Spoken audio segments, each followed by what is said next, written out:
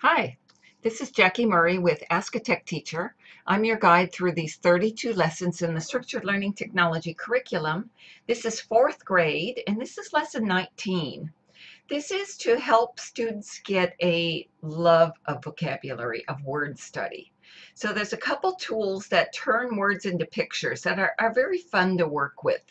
Definitely, this is a standalone lesson. So if something happened and you needed extra time somewhere else, this could sadly be one that you skipped because what it does is builds up love of words and writing, but it doesn't build the text skills per se. It exposes them to more.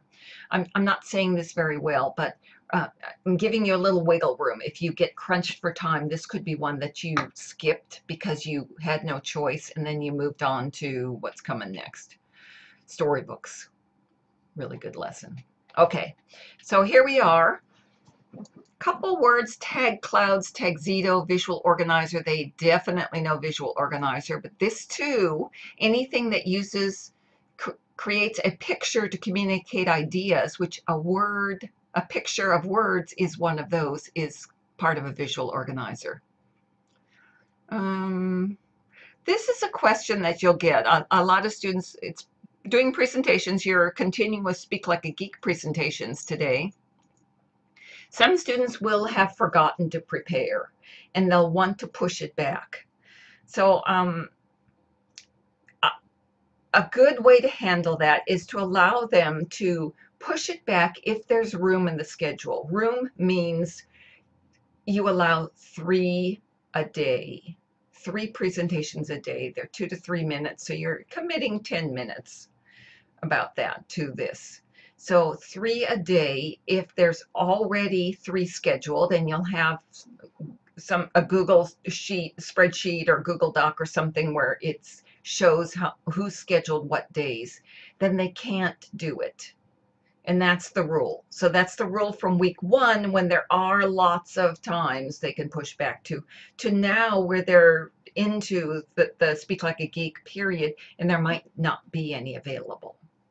So that's usually the rule I go with. You pick your rule, but make it fair and even-handed, and that's how you answer that question. It's not subjective, it's very objective.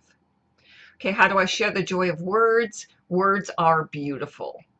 The right word can evoke a glorious picture in a student's mind. So you want them to be thinking about those things.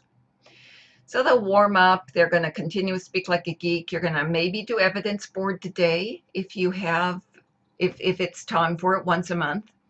As they're practicing, remind them, you might have them do the warm up, uncovered or covered, as fits your students, but covered, have these cloths ready that they can put them over their hands, take them home if they want, and you just bring more. They're just pieces of cloth that you get at the fabric store and cut them up into keyboard-sized pieces.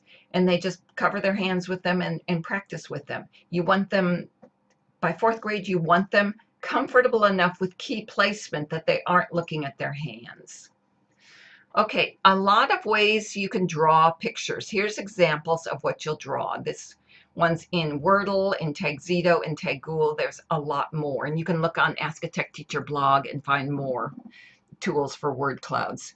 So pick the one you're going to use. Here's some for iPads also, and then pick the topic they're going to create their word cloud around. Here's some suggestions.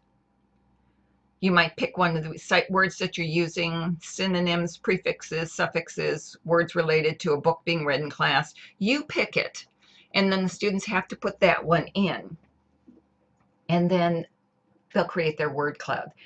I'm not going to go through all of these because I could go through them forever. But if you have one you want to use, let me know, and I'll do a separate video of showing you how to use it if you can't figure it out, so you can see, because they're very fun. You can also do it right in Google Docs, and you can see that here. These are the examples of how to do it. They just bring it up over here, and then you have it. Now, once they've created it, some of them are embeddable. If you have student blogs, that's great to embed this word cloud right in the student's blog and have them do a weekly post about it. If you don't have blogs, you might want them just to take a screenshot of it so that they can, whatever way works best for you. There's a native tool on most digital devices, and that list is included in other spots in this curriculum. Take a screenshot, save that screenshot as an image, and then you've got it ready to go and paste it wherever you want to. You might put a Padlet up and have them all paste their word clouds onto the Padlet as a way to share it. Now, this is a good chance to discuss copyrights. So if you look at maybe this picture, which is pretty cool, what if the student posted this and everyone started grabbing it, and then someone sold it on a coffee mug or a dish towel or something like that and sold this gorgeous picture? Well, this picture is covered by copyright. So it's the student's own work. No one can steal it. This is a good chance to discuss copyrights, fair use, and when they can use online pictures and when they can't.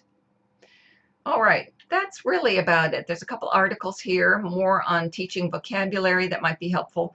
Great tools for teaching grammar. I think you'll like these too if you're looking for those kinds of tools. And I don't think there's anything new in the student workbook if you're using that. Pretty much what we've covered already. All right, guys. Let me know if you have questions. I'd be happy to help you. Have a great week. Talk to you soon.